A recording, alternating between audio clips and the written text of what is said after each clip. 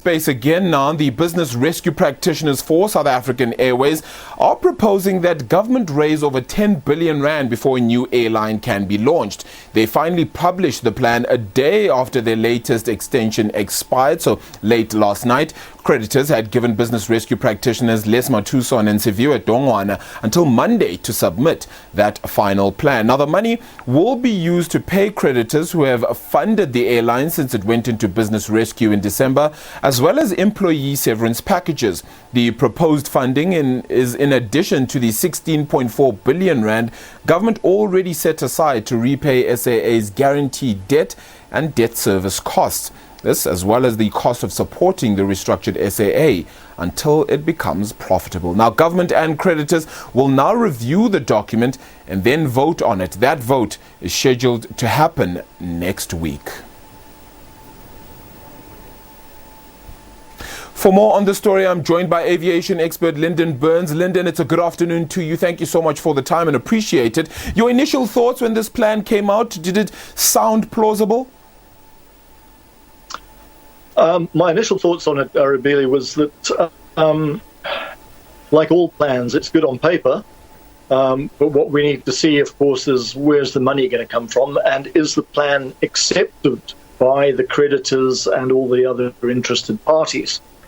And I think, the first question, we'll have to see what rabbits Minister Mboweni pulls out of his hat next week when he presents the budget. If you recall back to the original budget for this year, there was provision that he announced of 16.4 billion rand to be made available to SAA to pay debts over the coming couple of years. But obviously government's got other spending priorities right now, and we're not sure, and we'll have to see if that 16.4 billion is still available and how much more is available. The second point really is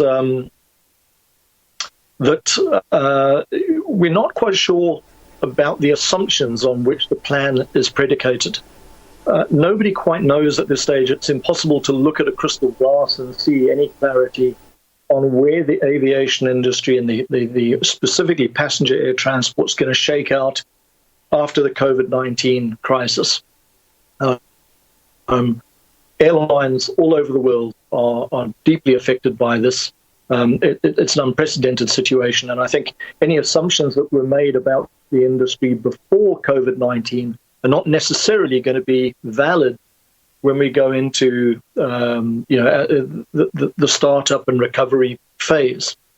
So there are going to be questions around, is the provision set aside in this plan sufficient to cover the cost of restarting an airline in that particular environment? SAA is bedeviled by two challenges in that respect. One is the common challenge that all airlines are facing as the markets reopen, and that is restoring public confidence in air travel. The second is more specific to SAA, and that is restoring taxpayers' confidence that their money will be well spent and well administered if it's put into this rescue plan. And that speaks to all the issues around governance, around management and political interference. So that remains to be seen. The third issue is around, is this an acceptable plan for creditors? And I think we've already seen the first veiled signs of some dissatisfaction already today from public enterprises.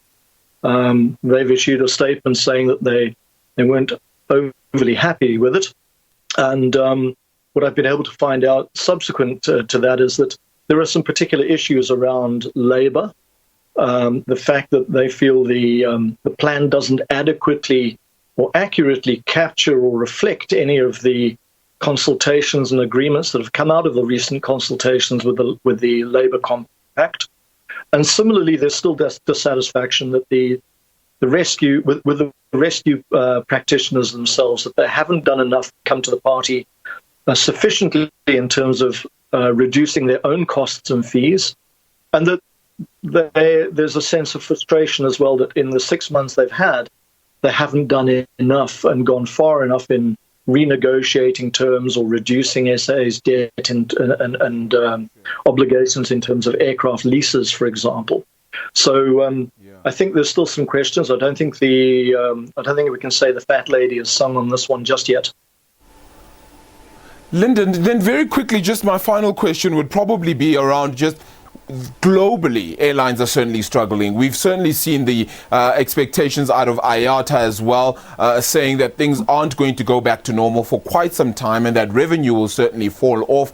Is saving the likes of SAA really helpful in an industry where we've already seen the likes of Comair also struggle, and that's their first half-year loss in over 70 years? I think, what tends to get lost in the discussion is what's the point of having an airline? And really, we've got to look at that, and that's the economic value that it contributes. What does an airline do? It connects markets, it connects people to those markets, it connects products and services to markets. And by doing so, by having an efficient and a competitive and robust air transport system, you grow your economy. You do not have a modern, sophisticated economy without a good air transport system.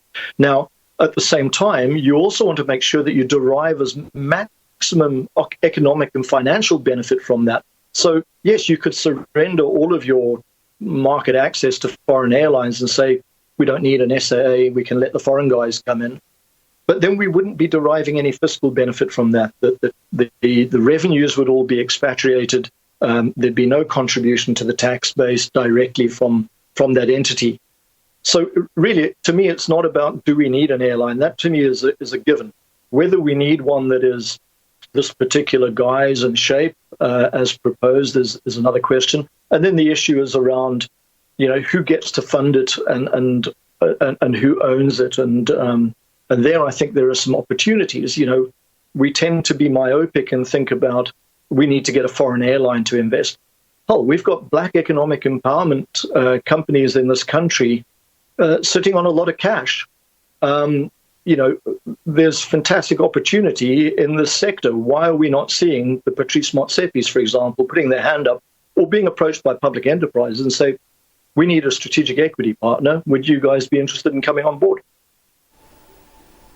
Linden Burns, appreciate the time. Always great chatting to you. Wonderful insight there, particularly that final one with regards to who can invest, who should be investing perhaps in an airline that the country does certainly need in this time, despite what misgivings have certainly come about with regards to SAA. We'll see how things fare though. Next week they do vote on that business rescue plan. We'll of course have that for you live here on SABC News. For now,